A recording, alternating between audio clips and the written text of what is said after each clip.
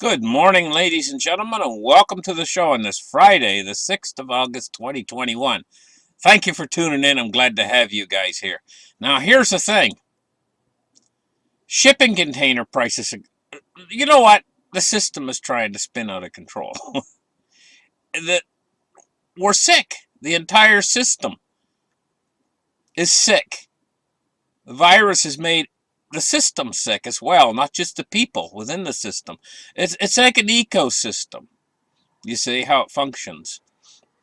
It's like a large organism. The world's not just the financial system, but everything that happens when you see, if you're up in the city at night,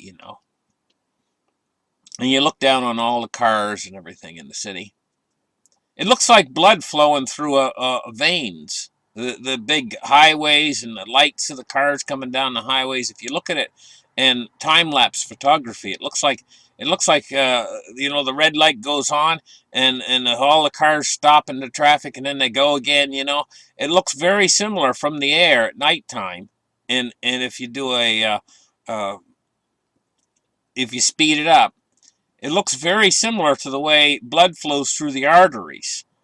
And in fact, the whole world is an ecosystem, and it's sick right now, and it's almost to the point where it wants to spin out of control. And one of the things that we're seeing right here is the prices spinning out of control is dry goods and shipping container prices. Dry freight box prices and leads to a surge in prices. It says here that the prices went up. It's doubled in the last year. This means shipping on everything, which generally makes up oftentimes it can be as much as 15–20% of the cost of an item. Now it's 30% of the cost of an item. They pass that on to the consumer. You go to places like Amazon, you see the price reflected in the price of the item, the shipping. Oftentimes it'll still say free shipping. Yeah, because they've already slid the price up on the item by 10, 20, 30%. This isn't something that's going to go away real quick either. These dry freight box prices, and it's on everything you buy, even on see, oil. This is an oil-based economy. Oil prices have went up, you know, and they're going to continue to go up. We're seeing this, but at the same time that we've got all this consumer price inflation going up, we got a system that wants to deflate. The stress on the system right now is enormous. Oh, by the way, guys, wait till the end of the show. I'm going to do the pets. Okay? Well, let's get the chart started right here. Take a look. Here we see dry freight box prices on the containers and equipment surge as prices go up to ship everything around the country. I'm going to tell you guys what. We're seeing only one thing go down in price. Let's get on here and take a look at this. Everything else is going up in price, but gold is going down in price massively. Today, this is a big drop in the price of gold. $42 off, which in percentage terms is 2.3% gone, cheaper, on the only thing that holds the whole world's financial system together, the fundamental core basis. Everything else is going up in price, but the price of gold's going down. You ever wonder about that? And how they do it, how they're knocking the price of gold down, and what a bargain they're creating for you guys.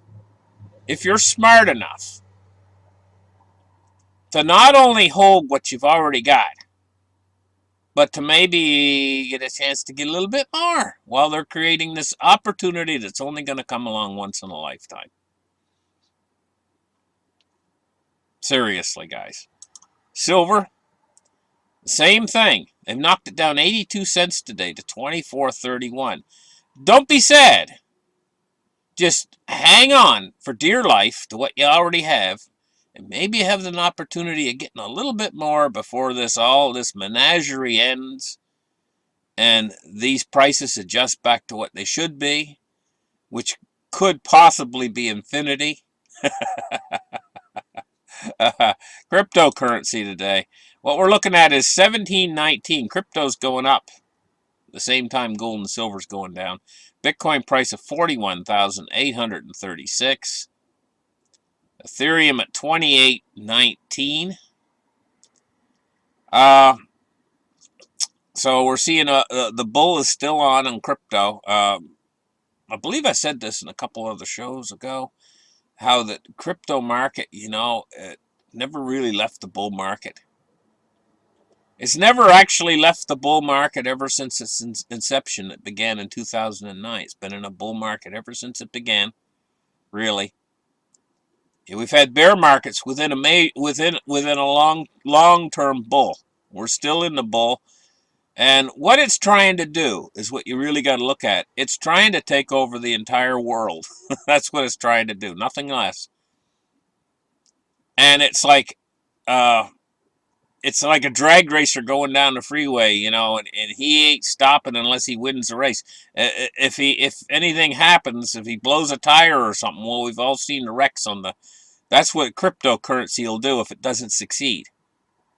It's either going to wreck or it's going to win the race. One of the two. There's no middle ground here with cryptos. Crash and burn or go across the checkered line. One of the two, guys. Dow Jones Industrial Average 35,197, and we're seeing the stock market near record highs. It's up 133 points on the day so far. Let's take a look now at crude oil. Crude oil is down quite sharply today. It's down $1 or 1.45% at 68.09. Let's take a look at the MOVE index, 63.57, and the MOVE index going along sideways. So we're not going to pay too much attention to that today. But there's large movement here in the bonds, and bond yields are rising. And they've risen quite substantially today. 7.5 basis points in the U.S. 10-year to 1.29. And the U.S. 30 years at 1.93, and it's risen 7.7 basis points. That's a rather large move for bonds to the upside. I'm going to tell you now, it's getting tighter and tighter. They can't let that 10-year drift over 2% now at this point. They've taken on such massive debt in the system that they can't withstand higher rates on bond yields. And so they're going to keep doing whatever they have to do to keep these bond yields from soaring. If bond yields soar, in other words, a crash in the bond market, it would destroy the system. So right now, yields are low, and they're not having to do anything. The Fed's not having to do anything to stop it. But if bond yields start to rise incredibly fast, which they could, the Fed will have to step in. The moment that they use yield curve control and extend it all the way out to the 30-year, the jig's going to be up. Quite seriously, if they have to step in, the jig will be up. Okay, let's take a look now at the U.S. dollar index, which is at 92.79 and climbing today. I'm not surprised with bond yields rising, and I'm not surprised. We got a climbing, strengthening dollar, and this is part of the reason why the gold and silver is taking a hit today. Thank you guys for listening, and now for the pets.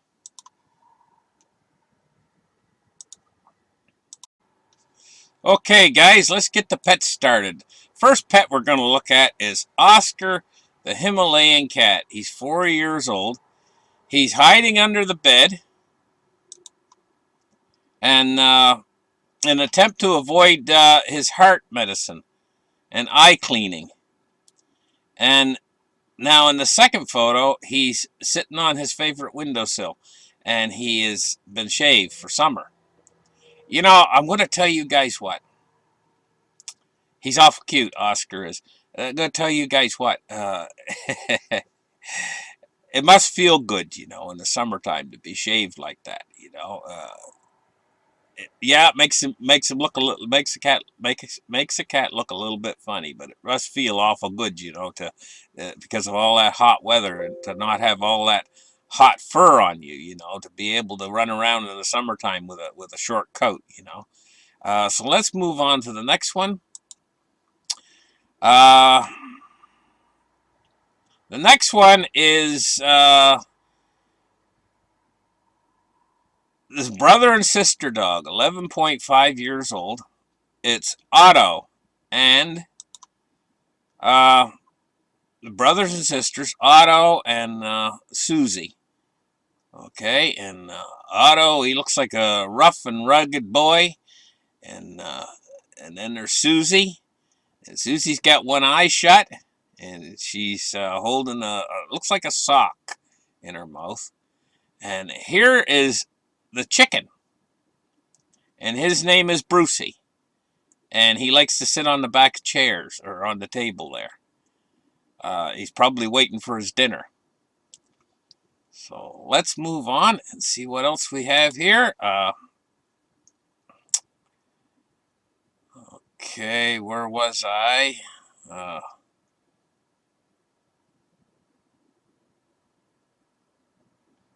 Okay, the next one is Chloe. She's a mystery mix, 11 years old, and Snack, the New Zealand dwarf rabbit, is 1 year old. And so this is Chloe and Snack.